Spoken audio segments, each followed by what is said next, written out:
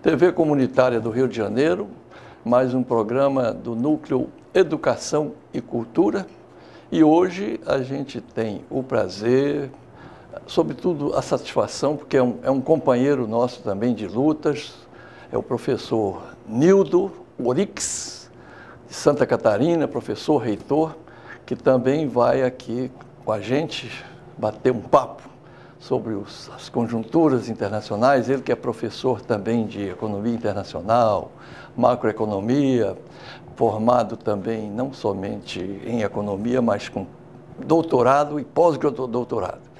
Nildo Orix, seja bem-vindo. As câmeras são suas, TV Comunitária do Rio de Janeiro, também transmitindo online, tvcrio.org.br. Soriano, um prazer, uma alegria estar aqui, uma felicidade conhecer a TV Comunitária do Rio de Janeiro. 21 anos ao pé do canhão significa uma tenacidade, uma determinação, uma obsessão pelo jornalismo livre num país que manufatura a opinião pública, né? Através dos monopólios. De tal maneira que é um prazer estar aqui, um privilégio. Muito obrigado pelo convite. Olha, eu quero te explorar, porque eu, economista também, que tem essa formação, eu sou vidrado por conjunturas. Como é que hoje a gente poderia analisar, vindo do mundo, conjuntura internacional, latino-americana, que eu sei que você esteve no México, morou também na Argentina, até chegar ao Brasil, e como é que está a nossa realidade hoje, passando pelo mundo, imigrantes? Bem, ao contrário de um certo clima que existe no Brasil, eu digo que no mundo, especialmente na América Latina, está ocorrendo uma redefinição radical da esquerda latino-americana. Aqui no Brasil tem, Soriano, uma ideia de que existe um avanço do conservadorismo, uma onda fascista. Eu digo, nada disso está acontecendo no mundo. Lá nos Estados Unidos, qual foi o dado de realidade mais importante? Nas eleições últimas foi Bernie Sanders, que incendiou o Partido Democrata contra o establishment lá dentro, contra Hillary Clinton, e era o único capaz de derrotar Trump. Trump se elege e agora está se discutindo no Congresso dos Estados Unidos o impeachment a Trump. E ele é um sujeito de baixa popularidade. Estou a observar na Europa, tanto na Inglaterra quanto na França, o que aconteceu? Uma emergência da esquerda, muito importante. Estou a observar a América Latina, que aqui é a pátria grande, onde nós estamos metidos, maravilhosamente metidos, e eu observaria qual é o governo de direita que tem popularidade. Se tu pensar no México, exemplo de alinhamento com os Estados Unidos. Henrique Peña Nieto é um governo que tem menos de 10% de apoio. Macri, que entrou na Argentina prometendo mundos e fundos, um governo em imensa dificuldade, essa última semana em particular, com a desaparição do submarino, é um governo que é um desastre do ponto de vista econômico, social. Santos na Colômbia, um governo que enfrenta imensas dificuldades, todos os governos de direita. E observe, com todos os problemas que tu pode encontrar na Venezuela, Maduro derrotou no voto a direita, com um governo errático, com uma inflação de 2.000% ao ano, com corrupção no Estado, um monte de problema. A população olha a embaixada dos Estados Unidos e aquela oposição de direita e fica com Maduro. E no Equador, o Rafael Correa elegeu o Lenin, brigou com ele agora, mas elegeu, derrotou a direita. E na Bolívia, Evo Morales passa muito bem de saúde. Onde é que está complicado? Aqui no Brasil, porque aqui houve um colapso da esquerda. Verdade. O colapso político, moral e programático do petismo. De tal maneira que quando eu olho para o mundo, aqui da América Latina, numa perspectiva realmente mundial, o que a gente observa é uma recriação completa da esquerda. Novas bases, reavaliando coisas, avançando com linha própria, avançando corrigindo erros do passado, avançando com um programa cada vez mais definido. Eu acho que o Brasil desafina nesse concerto. Aqui ainda tem um lusco-fusco muito nebuloso. Está aí Lula, depois de todo aquele fiasco, já recompondo alianças com o Renan, com o Eunício, com o Jader Barbalho, com a canalha que está lá no Congresso Nacional, refazendo alianças com Fiesp, com Confederação Nacional da Agricultura, com Febraban. Esse caminho que deu errado. Então o Brasil é o único país que está desafinado. No mundo está um ressurgimento da esquerda, com mais consciência, mais programa, e atacando os pontos onde ela falhou. Mas agora eu vou inverter. Por favor. Eu vou começar pelo Brasil para chegar ao mundo. Mas, apesar disso, o Temer talvez esteja com menos 40% de popularidade, porque ele tem 0 de aceitação e tem 40% de odiado e tudo mais, de rejeição total. Então, 40% negativos. Acho que o governo está paralisado, ele não tem condição de sair e de ir num casamento, num batizado, ele está ilhado, está encurralado, né? Ele e a turma dele. Europa, eu acho que a Europa, eu queria até que você colocasse mais luzes aí, que eu tenho uma opinião que os imigrantes, que na verdade são refugiados, é uma responsabilidade, sobretudo, dos Estados Unidos. Eles é que deveriam abrir as fronteiras para receber quem eles tiraram da terra deles, né?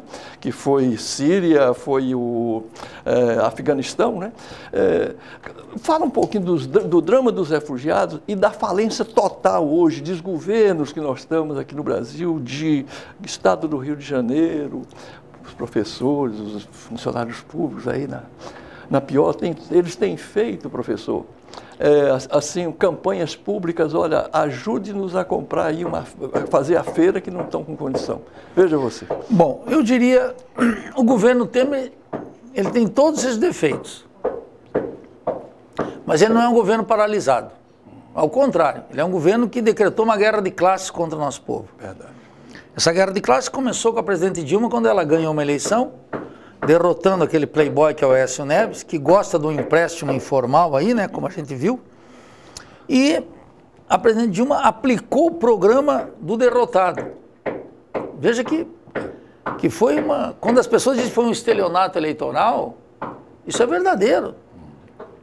E o governo Temer radicalizou naquela direção.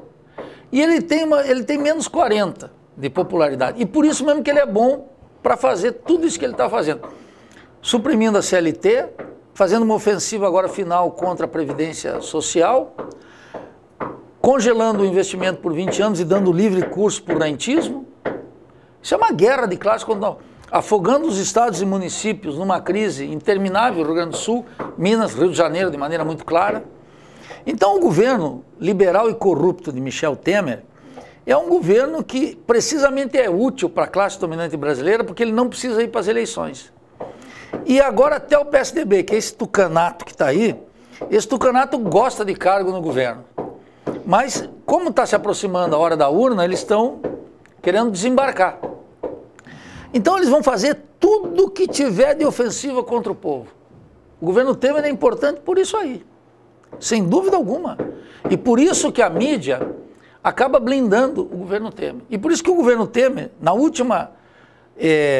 juízo que foi ao Congresso, a denúncia do Procurador-Geral da República, Rodrigo Janot, o governo Temer gastou 21 bilhões de reais, não foram só as emendas parlamentares, foi anistia para os fazendeiros, crédito para os banqueiros, toma lá da cá total, que conta com a crítica da mídia, mas ela acaba sustentando esse governo corrupto e liberal. Então veja que é muito cômodo para a classe dominante ter um governo dessa natureza. Porque o Temer sabe que ele saindo da presidência, muito provavelmente ele vai para a cadeia. Ele vai ter que enfrentar os tribunais. Uma vez destituído do cargo de presidente, é um sujeito condenado. Por todas as evidências, delações, a opinião pública já o julgou. Agora os tribunais vão julgar. E vai levar mais uma penca de político com eles. Isso sem falar no Eduardo Cunha, que não fez a delação ainda, mas vai ter que fazer. Seriam 300? 300, veja, aquele Congresso é um covil de ladrões e que tem mais de 300 deputados e senadores delatados, indiciados, condenados ou presos. Então veja que é essa gente que está reformulando o Estado e a economia. Então veja que ele decretou isso, mas o nosso povo está lentamente reagindo. Eu queria te dizer o seguinte, eu estou convencido que 2018 será um ano de grandes respostas do movimento operário, do movimento camponês, dos funcionários públicos. Nós não vamos aceitar esse ajuste contra nós impunemente. Pode observar, 2018 será um ano em que será um ano eleitoral com imensas lutas sociais. a economia vai continuar andando muito mal, o desemprego comendo contra nós, a recuperação dos salários não ocorre, ao contrário. Agora mais de 80% ganha até 2 salários mínimos, percebe? Então é uma violência contra o nosso povo. O sistema de saúde deteriorado, o sistema de educação quebrado, não existe ciência e tecnologia, o rentismo comendo solto, a especulação com os títulos da dívida pública segue em alta e uma canalha financeira se dando bem. Então esse é o quadro que está aí, mas é um quadro em que há reação popular cada vez mais, e no ano eleitoral. Então isso é muito importante. Quanto ao tema da responsabilidade dos Estados Unidos nos refugiados, está muito claro. Os Estados Unidos, com essa expansão imperialista sobre o mundo árabe, contra o Iraque, contra o Afeganistão, contra a Síria, tudo isso criou uma crise humanitária gigantesca, cometendo crimes internacionais, violando a legislação, bombardeando e matando gente inocente e ocultando da população nos Estados Unidos informação valiosa sobre esses ataques. Então, mas não é só os Estados Unidos que estão em cumplicidade nisso, a Europa também. A Inglaterra, a gente sabe, a França também, são cúmplices dessa expansão dos Estados Unidos no mundo árabe, que não quer a unificação do mundo árabe, como não quer a unificação do mundo latino-americano. Você veja que quando os latino-americanos nós nos começamos a reunir, os Estados Unidos começam a atuar.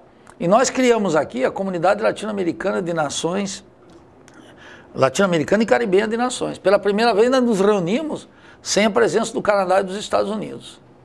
Isso é importantíssimo, isso é um avanço do bolivarianismo na América Latina. E está amparado no primeiro capítulo da nossa Constituição. De tal maneira que o mundo árabe vai se recompor, assim como o mundo africano.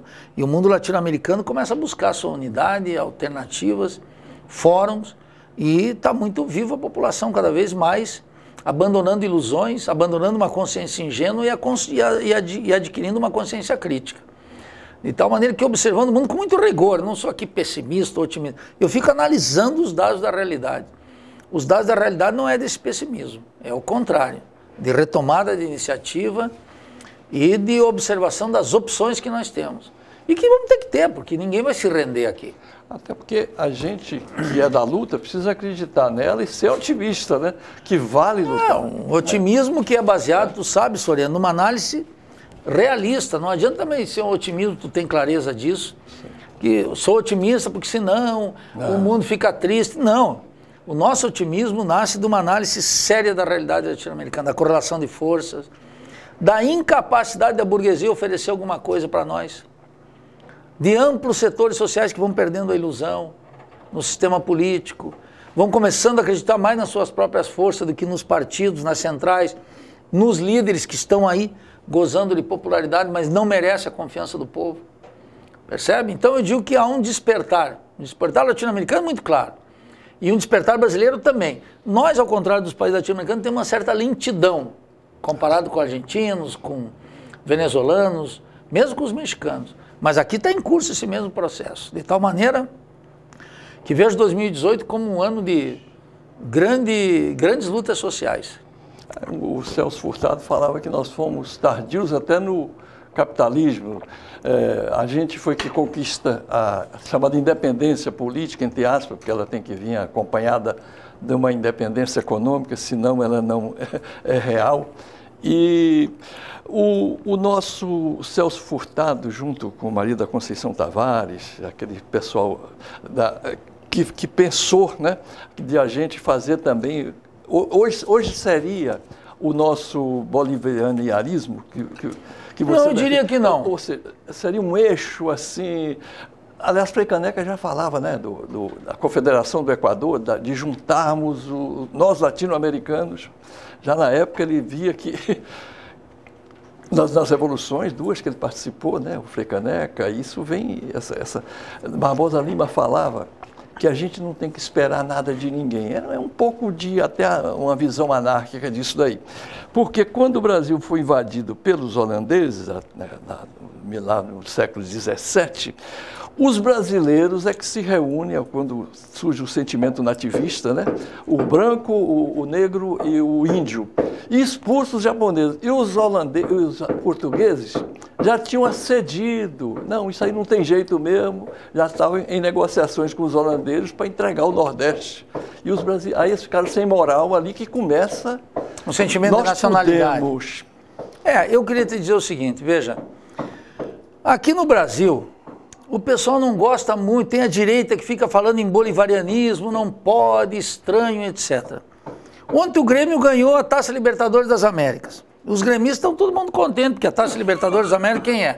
É Simão Bolívar, é Sucre, são os Libertadores da América. Verdade. Entendeu? E eu, como rubro-negro aqui, queria dizer que o Flamengo ganhasse. Nem tudo é perfeito. Eu sei, eu sei.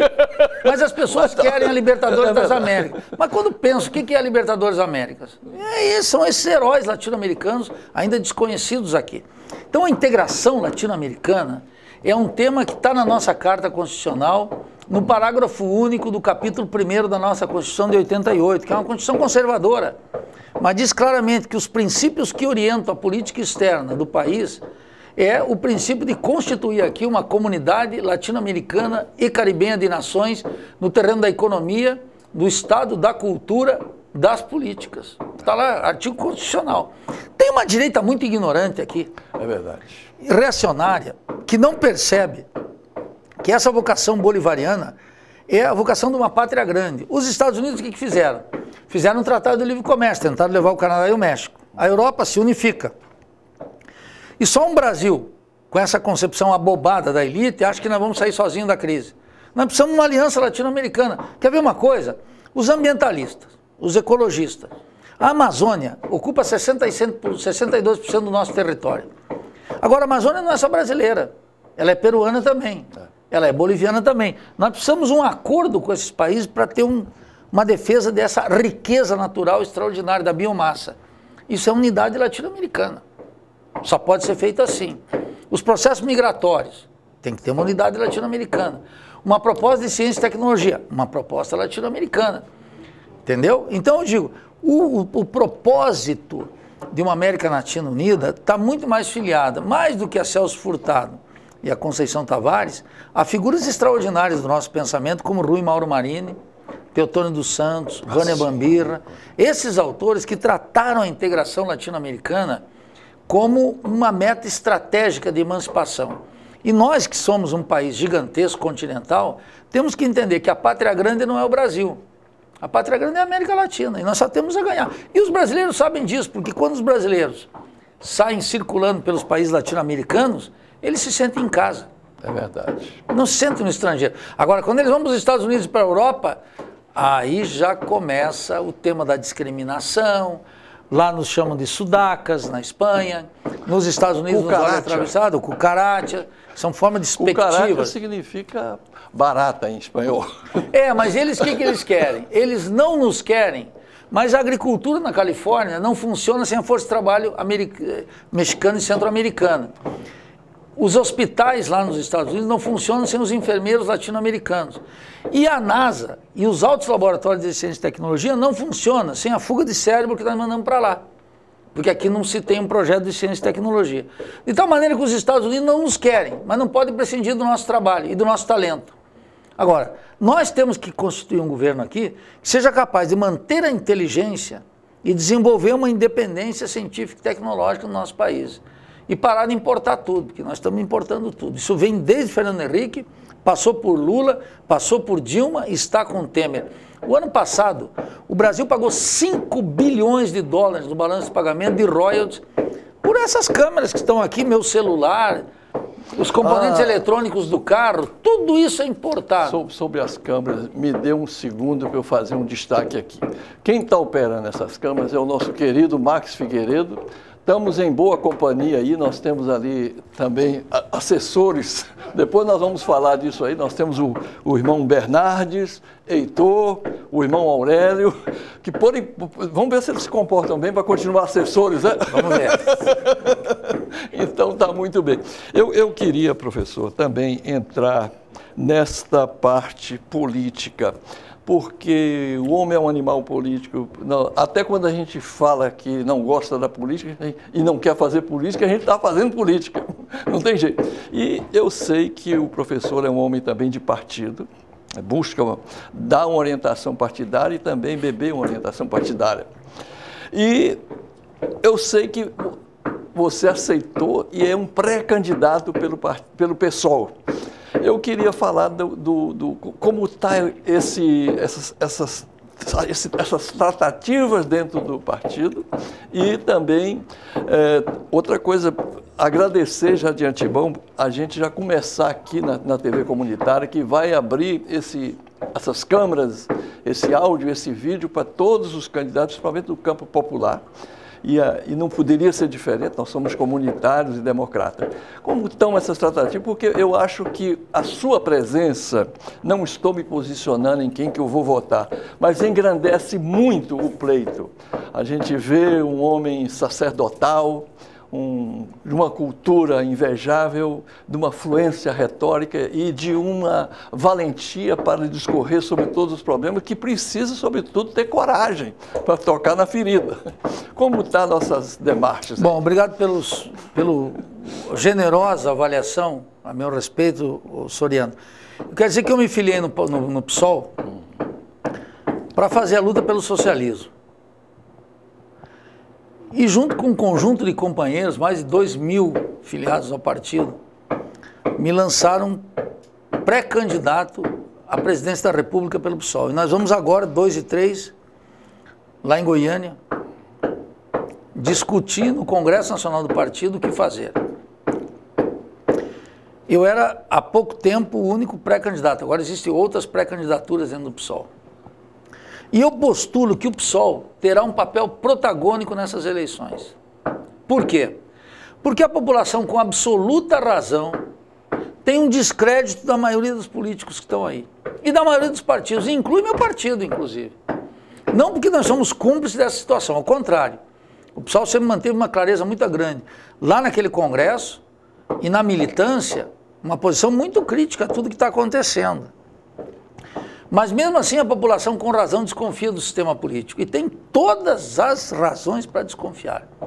E acho bom que o faça.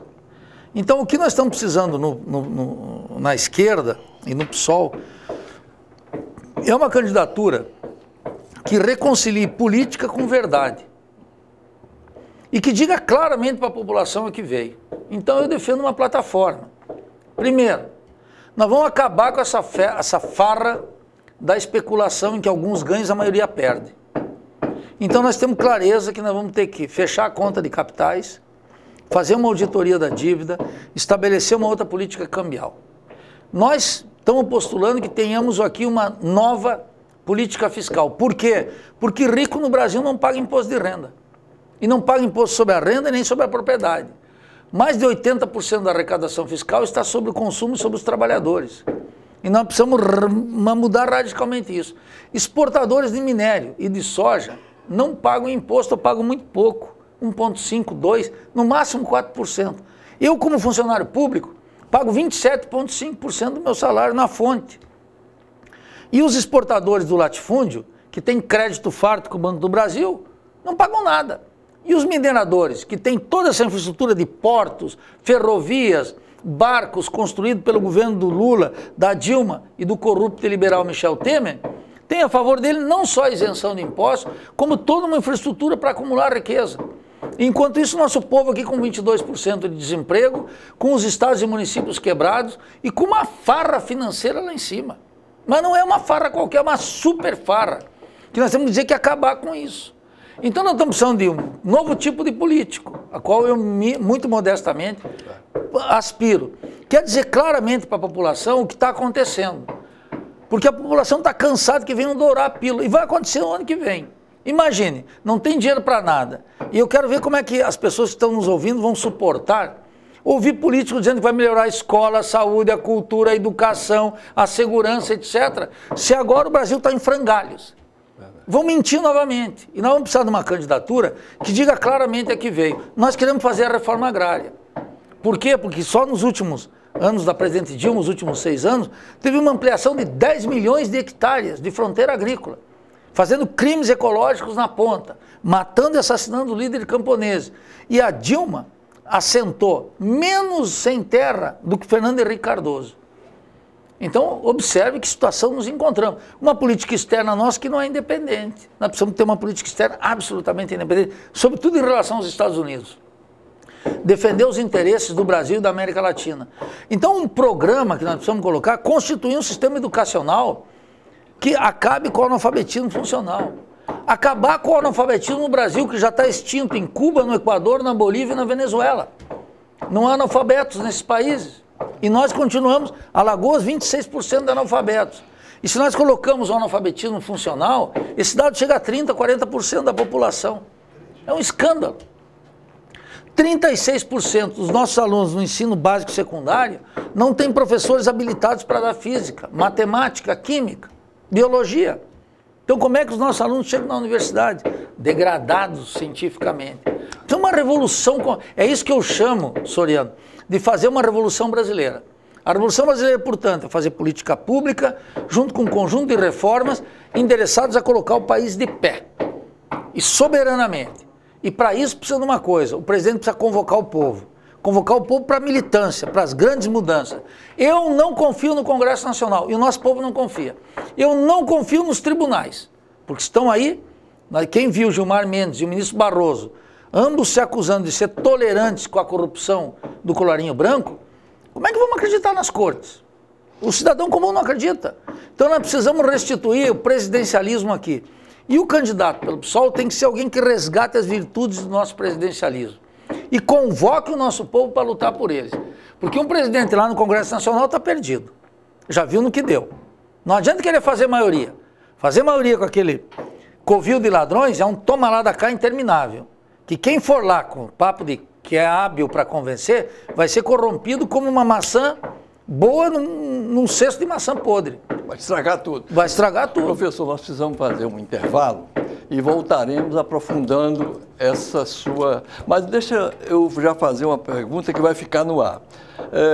Congresso Nacional, os 300 picaretas, que já foi tão badalado, como será o PSOL, uma vez eleito presidente da República, sem essa tal maioria? Com a alternativa que eu sei que você já nos falou antes para a entrevista ali com a gente. TV comunitária, canal 6 da NET, transmitindo também como tvcrio.org.br. Núcleo Educação e Cultura.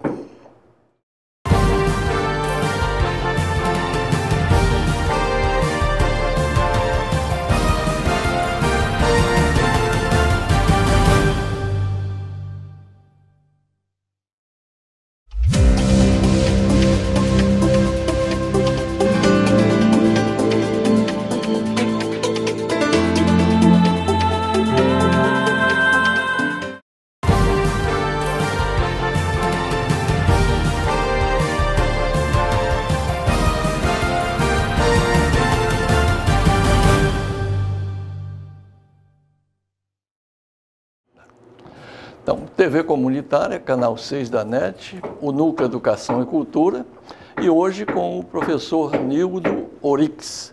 Nós perguntávamos ao professor, e eu sei que ele tem também já analisado isso, equacionado, vamos assim dizer, na sua teoria, como fazer, chegando à presidência da República, sem uma possível maioria no Congresso Nacional, para fazer valer o programa que o povo, uma vez eleito, o elegendo, fazer cumprir, como o Salvador Allende, inclusive, ele fez cumprir todos os seus itens. Ele não fez como o João Goulart, que tentou e só no final, né, professor, ele teria colocado mesmo a lei de remessa de lucros para valer, a reforma agrária, a reforma urbana do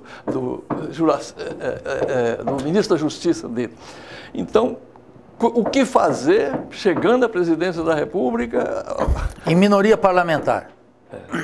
Aqui no Brasil, nos últimos anos, fruto dessa concepção errônea de Lula e do PT, se acostumou a população a pensar que se um governo não tem maioria parlamentar, ele não muda o Brasil. E o que nós vimos? É precisamente porque ele vai buscar a maioria parlamentar naquele covil de ladrões que é o Congresso, é que ele não consegue mudar. Então nós ficamos numa situação sem saída. Se não faz aliança, dizem eles, não chega lá. E eu digo, se chega lá com essas alianças, não muda o Brasil. que acontece? Se desmoralizam. É uma maçã boa no meio de um monte de maçã podre. Só tem uma saída para isso. Um presidente, candidato por um partido, fala com o povo e ganha a maioria no meio do povo. Isso precisa, novamente, devolver o poder para aquele que originariamente deveria detê-lo sempre, que é a maioria do povo. Agora, para isso, um presidente precisa convocar seu povo para a luta. Aquele povo que acredita no Congresso Nacional é um povo condenado. Condenado pelaquela maracutaia que está o dia inteiro lá, da qual participa um Cunha, um Bolsonaro, toda essa gente que está aí, que é expressão do sistema político, o seu Aécio Neves, percebe? Todos esses deputados e senadores, na sua grande maioria, investidos nos interesses mais mesquinhos, articulando roubalheira com banqueiros, com latifundiários, com comerciantes, com multinacionais, com a Embaixada dos Estados Unidos, sem olhar as necessidades elementares do nosso povo, que não tem saúde, que não tem educação, que não tem hospital, que não tem segurança, que não tem transporte, que não tem acesso à cultura, que não tem a democratização dos meios de comunicação. Percebe? Então, o que um presidente tem que fazer nessas circunstâncias? Uma coisa só. Como a eleição é uma eleição atravessada pelo peso do poder econômico, pelo controle da mídia o ano inteiro, porque aqueles 40 dias do horário eleitoral gratuito, Soriano, tu sabe que é incapaz de brigar contra o monopólio da Rede Globo, todo dia que fala para 80 milhões de brasileiros num jornal nacional, mentindo, manufaturando a opinião pública. Se a Globo decidir que que eu tenho cabelo azul, colocando uma semana isso no ar, a maior parte da população vai me olhar e vai ver um cabelo azul em mim. Porque é assim que funciona. É uma doutrinação permanente. Então um presidente tem que fazer o máximo de deputados e senadores que ele puder, tal como nós queremos no PSOL. Mas a força de um presidente de esquerda não nasce do parlamento, nasce da organização popular e nasce da obrigação que o presidente tem em convocar o povo para a luta. Por exemplo, nós vamos querer uma nova lei dos meios de comunicação.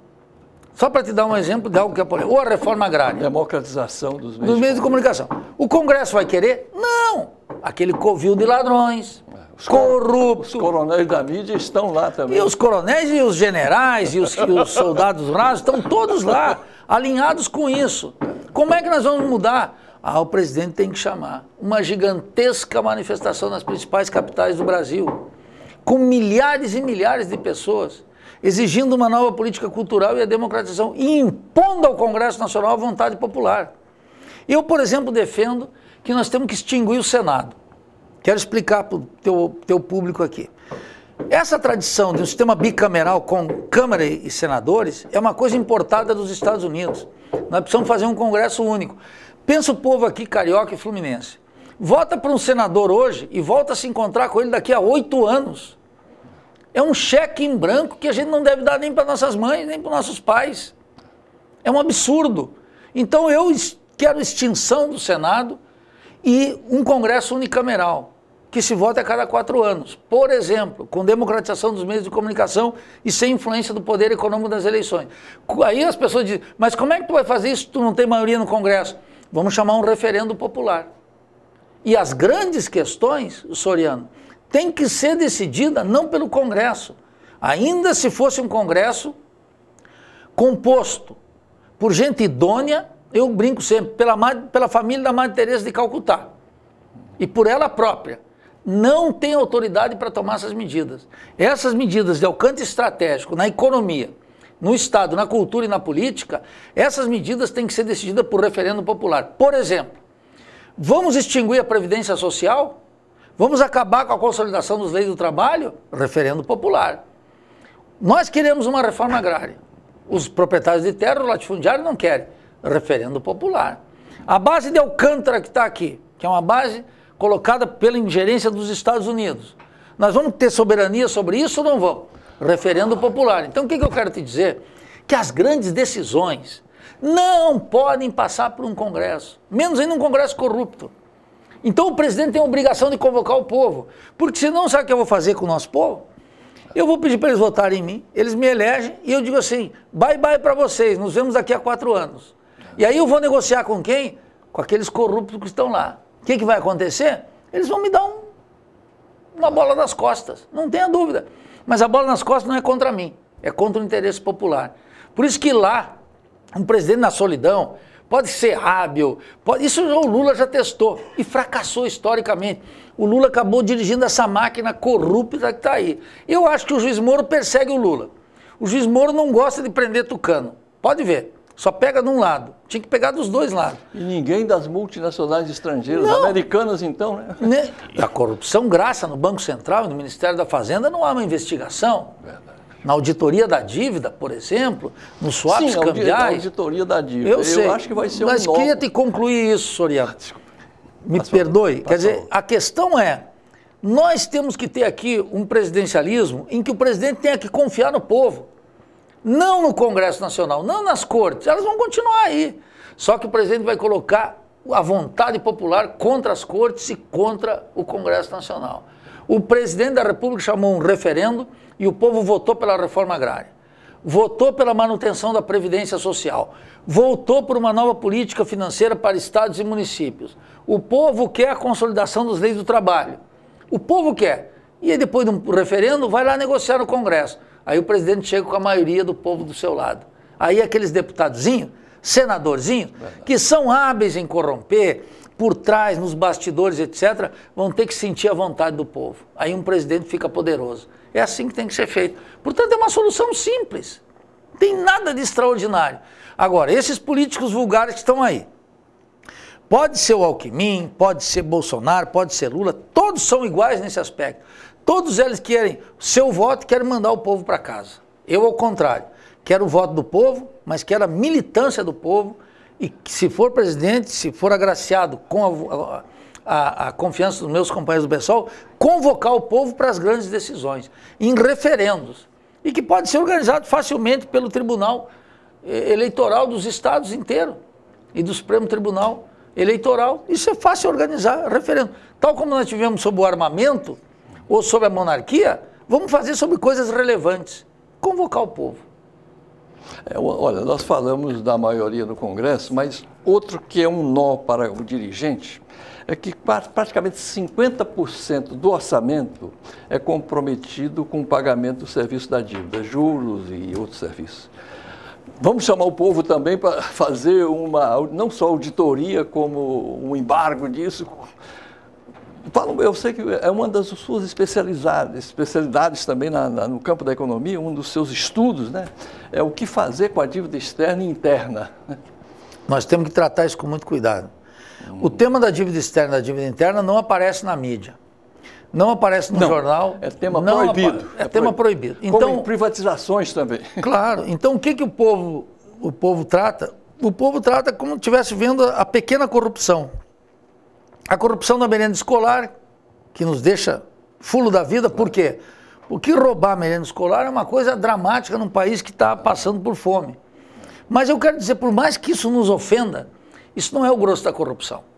O grosso da corrupção ocorre nas operações de câmbio, na taxa de câmbio, quanto é que vale o dólar, quem é que determina e como, quem compra, quem vende, e no sistema de dívida externa e interna. E agora especialmente... Nas relações de trocas também. Claro, mas agora sobretudo na dívida interna, que começou com o Fernando Henrique quando era 64 bi. Ele deixou em 740 bi, o Lula colocou em 1 trilhão e 500 bilhões, a Dilma colocou em 3 trilhões e 500 e agora está em 4 trilhões. Isso é exponencial. Quanto mais paga, mais deve. O que nós estamos propondo? 3 medidas, bem simples e claras. Primeiro, fechar a conta de capitais. O que significa isso? Que nós economistas discutimos. É o seguinte, não pode mais banqueiro, fazendeiro, comerciante, industrial, pegar reais aqui, trocar por dólar e depositar dólar no exterior. Não pode mais. O pessoal da favela da Rocinha não consegue fazer isso, o professor da UERJ não consegue fazer isso, porque mal temos salário para uma sobrevivência. Então nós, a maioria do povo não pode, a burguesia também não pode. Não pode mais botar dinheiro lá fora, depositar em bancos estrangeiros. Por quê? Porque eles ficam conspirando contra o valor da moeda, desvalorizando a nossa moeda aqui. Então, controle da conta de capitais. Segundo, uma auditoria para ver o que é de ilegal nessa mega dívida.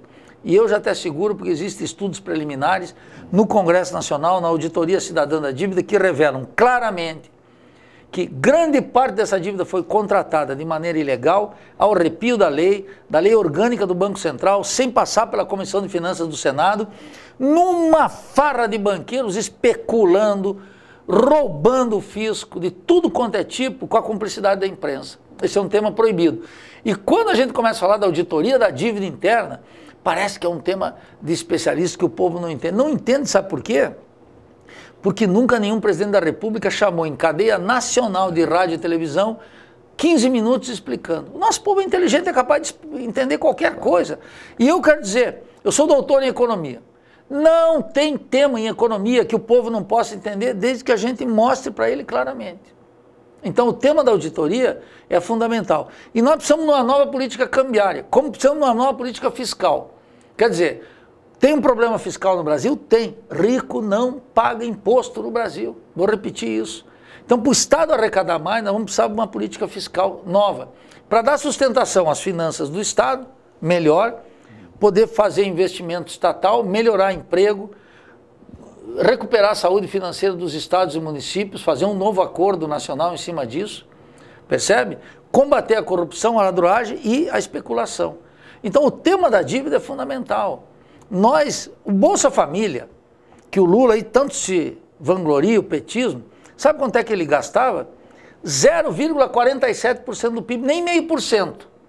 E só para custo financeiro da renegociação da dívida, 8, 9% do PIB. Quer dizer, esse ano, o Bolsa Família consumia aí 35, 40 bilhões. Sabe quanto é que vai se gastar esse ano de juros da dívida? 480. Então, não tem mais como. Vamos ter que tirar o dinheiro dessa especulação e colocar para programas sociais, mas não programas sociais pequenininho, com Bolsa Família minúsculo.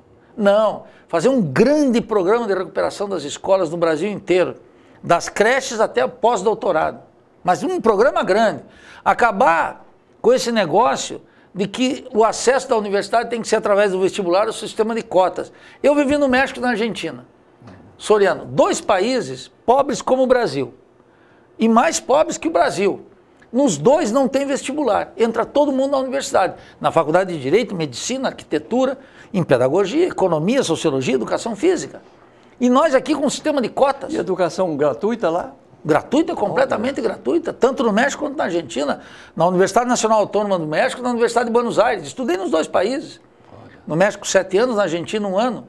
E lá não tem sistema de cotas, não tem vestibular. E nós aqui com o sistema de cotas e vestibular, vamos varrer isso do mapa. Fazer um sistema de universitário que hoje 73% dos universitários brasileiros pagam escolas caras e péssimas no ensino privado. E o Lula colocou esse mundo do dinheiro desses 2 programas, ProUni e o programa de financiamento individual, o FIES, dando dinheiro para a iniciativa privada, quando tinha que ter construído escolas gigantescas no Brasil inteiro. Isso é o que nós temos que fazer. Então chega dessa caridade aos pouquinhos. Para a classe dominante, para banqueiro, latifundiário, grande comerciante, monopólios, capital externo, se dá tudo. E para o nosso povo é tudo comedido. Cuidado aqui, um pouquinho de Bolsa Família, um pouquinho de Minha Casa Minha Vida, um pouquinho de luz para todos, um pouquinho de escola. Não! Com a colher grande para o nosso povo também. E vamos apertar o cinto daqueles que manejaram a situação até agora. Chegamos numa situação limite. Olha o Rio de Janeiro. Como é que vamos aceitar isso? Isso é inaceitável. E um candidato a presidente tem que dizer muito claramente isso. Muito claramente. E se tiver que correr o risco de não ter voto dizendo a verdade, eu prefiro isso do que estar mentindo e depois colocar o povo na frustração. Eu acho que essa é a função dos políticos na atualidade. Olha, professor, eu diria que Fidel estava no poder, né, porque faleceu, morreu de velho e no poder, né, através do seu irmão, porque tudo ele dizia para o povo cubano. E chamava o povo cubano à semelhança do seu receituário aí, para não só saber a verdade, como também se embrenhar nessa luta. Tem que se implicar, claro, porque um presidente que convoca o povo, e quer ficar com Salamalex em reuniãozinha com Federação das Indústrias do Estado do Rio, com Confederação Nacional da Agricultura, sendo recebida pela Embaixada de Washington, na conversinha mole com Barack Obama e todas essas coisas, nós não vamos desrespeitar nenhum país. Mas nós temos que dizer que, em primeiro lugar, está o interesse do Brasil, dos brasileiros, da economia nacional, da cultura nacional. Isso é função de um presidente. O presidente não tem que ficar amolecendo para ninguém, não tem que buscar conflito desnecessário, mas não tem que ficar negociando toda coisa, concedendo toda hora, como se aqui fosse um paizinho que não tem um povo gigante, que pode se levantar, pode ser adulto e pode se manter como tal. Com certeza. Então, nós não somos galinha, nós somos águia. Então eu quero dizer... Como diz o Leonardo Boff. Eu quero dizer o seguinte, o mal aqui no Brasil é que, no fundo, esses presidentes todos que estiveram por aí, mais, outros menos, nunca acreditaram no nosso povo, em convocar o povo para as grandes... Isso não é abstrato. Veja a entrega do petróleo. Esse office boy dos Estados Unidos, que é o senador José Serra, acusado de todo tipo agora de tráfico de influência, corrupção, etc., não investigado pelo juiz Moro, que devia estar investigando. O que acontece? Foi lá e fez uma lei do petróleo que entrega o petróleo para as multinacionais. A presidente Dilma fez um acordo com ele, ajudou a entregar. Ora, alguém que está nos ouvindo pode acreditar que o petróleo é um assunto que dá prejuízo? Eu conheci, estudei no México, trabalhei 3 meses na Venezuela, no Banco Central. Conheço do assunto do petróleo. Petróleo, para dar prejuízo, precisa ter muito esforço. Precisa ser uma coisa... Como é que a Petrobras não tem capacidade de investimento? Esse Pedro Parente que está lá, está liquidando a empresa. É o ministro do apagão, né? Eu conheço essa gente é muito perigosa e quer convencer o nosso povo que a Petrobras estava envolvida em corrupção e que perdeu a capacidade de investimento. Falso. Estava envolvida em corrupção, verdadeiro, tira essa gente nefasta, coloca os técnicos que estão lá, que os outros também eram técnicos, coloca um político sério lá, controlado pelo presidente da República, recupera a capacidade da empresa e coloca o petróleo exclusivamente sob controle nacional.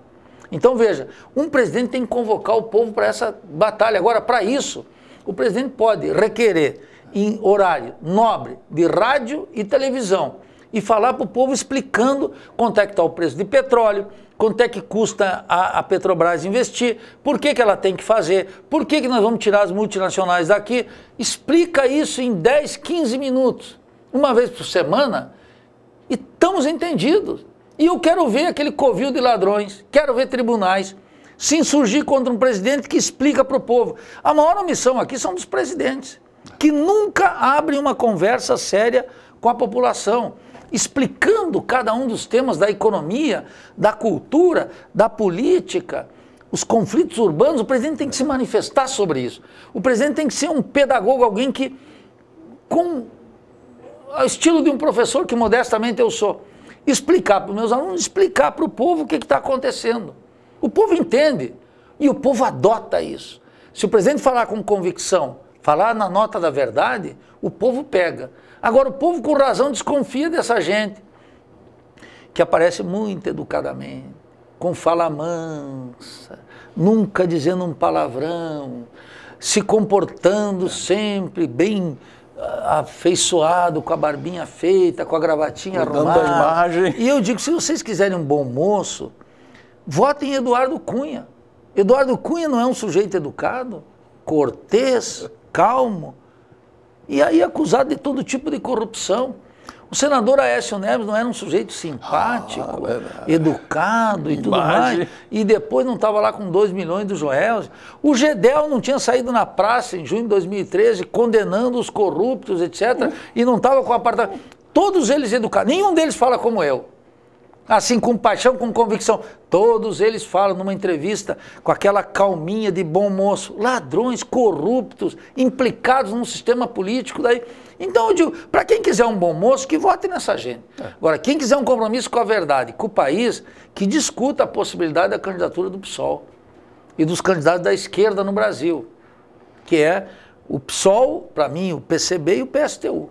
Esse é o ponto para mim. Professor, nós, petroleiros, estamos vivendo um drama muito grande. Eles estão fazendo a farra do boi na Petrobras. Sem dúvida. O Pedro Parente, numa tacada só, vendeu todos os dutos do Rio Grande do Sul, a tal dos ativos, né? Queimando os ativos da Petrobras, sem concorrência, sem licitação. E também isso é um crime de lesa pátria, hein? Isso se estende também para outras estatais, como é o caso da Eletrobras, né, Furnas, todo o sistema, Casa da Moeda.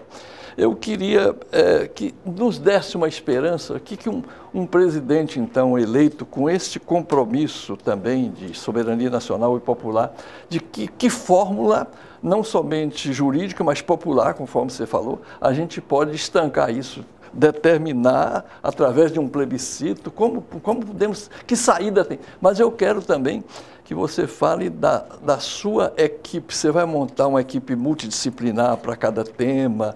Como é que vai ser esse governo? Como é que ele vai caminhar? Com quem? Com as igrejas, com a sociedade, com os sindicatos? O Brasil ainda tem hoje 173 estatais. E o governo liberal e corrupto... Ainda tem, né? Liberal e corrupto de Michel Temer saneou essas estatais. Como? Vendendo ativos bons, fazendo planos de demissão voluntária. O caixa da Petrobras, a BR... Eu sei, eles estão fazendo esses crimes. Para mim são todos crimes. Embora seja apresentado pelo noticiário econômico como virtude. Mas são todos crimes, essa gente tinha que ser toda investigada. E eu considero que são crimes de lesa pátria. Portanto, crimes de traição à pátria.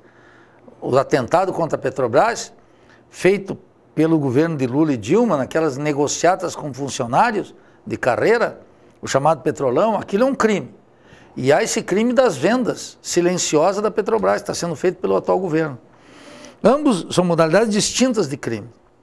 Então eu quero dizer o seguinte, isso tem que manter, mas nós temos que restaurar, obviamente. A Petrobras é uma empresa que registra patentes na área de ciência e tecnologia. É uma empresa com uma tremenda capacidade financeira e com uma riqueza extraordinária. Então, eu quero dizer o seguinte, ela é estratégica para retomar a indústria naval, ela é estratégica para retomar uma política de preços no Brasil, ela é estratégica para pensar uma riqueza nacional que é dada por um preço de uma mercadoria que é estabelecida não de acordo com a oferta e demanda local, mas sim com os preços internacionais. Então, isso não pode ficar na mão dessa gente irresponsável. Isso tem que ficar na mão de um patrimônio nosso, que nós temos que contar com os engenheiros, então a Associação dos Engenheiros da Petrobras, todas essas organizações têm que estar implicadas nisso. Então acho que esse é o primeiro aspecto. Segundo, nós temos que revisar com muito cuidado algumas privatizações. Porque embora feito na Bolsa de Valores, etc., estiveram atravessadas pela corrupção. É verdade. Eu lembro, por exemplo, a venda da Vale do Rio Doce. Ação entre amigos. Claro, mas vamos dar os números. A Companhia Vale do Rio Doce foi vendida por 3,5 bilhões no ano em que o faturamento bruto dela foi 5 bi. Isso não é um roubo? Se isso não é um roubo, então eu não sei o que é um roubo. Quer dizer, no ano em que ela fatura 5 bi, faturamento bruto, portanto, antes de pagar os impostos, ela foi vendida por 3,5, com reservas provadas na área do manganês, do ouro, da prata, do ferro, por 60, 70, 80 anos, mantido o nível de produção da época que ela foi vendida. Aquilo é um crime de lesa pátria. Todos que estiverem aqui envolvidos naquilo têm que ser investigados. Foi um mega roubo. Então, esse tipo de empresa nós temos que revisar a privatização. Mas revisar forçando os juízes que decidam sobre questões essenciais. Mas ainda precisamos fazer o quê? Explicar para o povo o que estava em jogo. Que ele pare de ver aquela corrupção de pequenas causas no varejo, que é a corrupção no município de São João de Meriti, lá em Petrópolis, que teve acusações graves, etc., e passe a olhar essa grande corrupção também. E nós temos que chamar a imprensa, para a imprensa olhar, não esses casos pequenininhos, que eles dão todos os dias, mas os casos grandes. E se eles não derem, o governo faz programas especiais mostrando isso. Pega o horário de televisão e mostra isso para o nosso povo. Nosso povo vai entender. Então, eu quero dizer o seguinte, aí é um grande aspecto de recuperação. O segundo, que é você diz, bom, se nós chegássemos lá, assumindo a presidência da República, o que vamos fazer? Bem, Uma parte, o programa que nós estamos propondo, eu já apresentei aqui, outra parte tem que ser construída junto com o nosso povo, discutindo cada passo do governo. Não é que o governo vai parar para fazer uma assembleia. Não estou brincando de política. Eu estou dizendo que naquelas questões essenciais, o governo tem que consultar o povo. E é melhor isso do que fazer acordinho com deputados e senadores. Essa gente é expert, é especialista em fazer o quê? Em enrolar um presidente da República. Lá, sozinho, um presidente sucumbe. Por isso que nós temos que ter a mobilização popular. Sindicatos, associação de moradores, organização de mulheres, entidades negras, associação de especialistas, associação de engenheiros da Petrobras, Ordem dos Advogados do Brasil, todo mundo que tiver com mínimo de sentimento nacionalista, de compromisso com o nosso povo, tem que ser chamado a discutir as grandes questões. Mas não é conversinha mole. É conversa que o presidente chega com uma proposta para submeter à consideração de todos. Ouvi-los e agir em consequência. Aqui tem um presidencialismo. O presidente vai ouvir. Hoje, o que ele faz? Nem escuta. Pega o voto do nosso povo, decide 4 anos lá em silêncio, com aquele covil de ladrões, favorecendo os empresariados e comunicando o povo pela imprensa. É isso que precisa acabar. Esse sistema é um sistema corrupto do começo ao final. E nós temos que entrar nessa luta, sabendo que estamos entrando na luta no sistema corrupto, para denunciar esse sistema, para reunir as condições capazes de revogar esse sistema. Essa é a função de uma candidatura de esquerda, uma candidatura do PSOL, uma candidatura pelo socialismo. O socialismo não é um bicho-papão que vai tirar a casa do nosso povo, eliminar suas conquistas mais imediatas. O nosso socialismo é um socialismo que vai ter que atender a maioria da população. É para a maioria da população. E um presidente socialista não está aqui para administrar para todos. Eu digo muito claro isso. Está aqui para administrar para a maioria do povo. Porque os empresários não precisam de um presidente. Eles já têm a mídia. Os latifundiários, eles já têm o Supremo Tribunal Federal. As multinacionais já têm todo tipo de apoio, entendeu? Nas embaixadas, na opinião pública, através de comprando jornalistas. O povo é que está desprotegido. Então, um presidente de esquerda, eu digo muito claramente, eu quero ser candidato pelo PSOL, vou disputar na convenção do partido, e se agraciado for pela confiança dos nossos companheiros do PSOL a ser o candidato a presidente da República, eu quero dizer que não serei um presidente de todos os brasileiros. Porque entre os brasileiros está o empresário como o Eike Batista, que não merece minha confiança, o Joesley da JBS, que não merece a minha confiança, e eu vou administrar para a maioria do povo. O povo que não tem acesso à informação, que não tem emprego, que não tem previdência, que não tem lei do trabalho, que não tem acesso à cultura, que não tem acesso à segurança. Um presidente num país desigual administra para a maioria do povo, para aqueles que nada têm. A identidade nossa tem que ter definida pela desigualdade. Então não tem essa conversa comigo que eu vou administrar para todo mundo. Os outros, os poderes constituídos, você já tem quase tudo, Soriano. Nós precisamos de um presidente que defenda a maioria do nosso povo. Muito claramente dito. Professor, nós vamos aprofundar esse nosso bate-papo, essa nossa aula que nós recebemos hoje de cultura da sua parte. Pretendemos fazer também debate com outros candidatos, inclusive entre eles, né, reunir aqui de 3 em 3, mas você tem 1 minuto para falar aqui sobre tudo, se vale a luta e como a gente vencerá. Bem, eu quero agradecer, Soriano, teu convite generoso para estar aqui, né? Obrigação na nossa. TV comunitária do Rio, nesse esforço que vocês estão mantendo há mais de 2 décadas, né? Eu acho que isso mostra a capacidade do nosso povo de perseverar naquelas causas que são boas.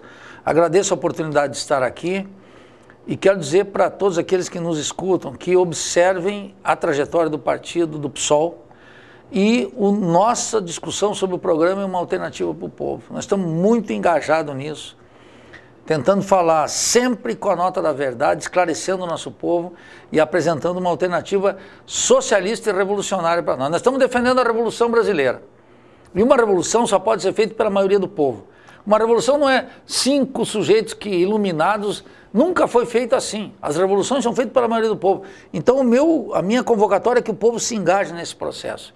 Te agradeço a oportunidade e se tiver um debate aqui com outros candidatos, vamos eu fazer, quero voltar sim. aqui. E você também receba nossos agradecimentos, que você está fazendo a gente construir a cidadania na TV comunitária do Rio de Janeiro. Muito obrigado. Muito obrigado, a casa é sua. Muito obrigado. Um grande abraço.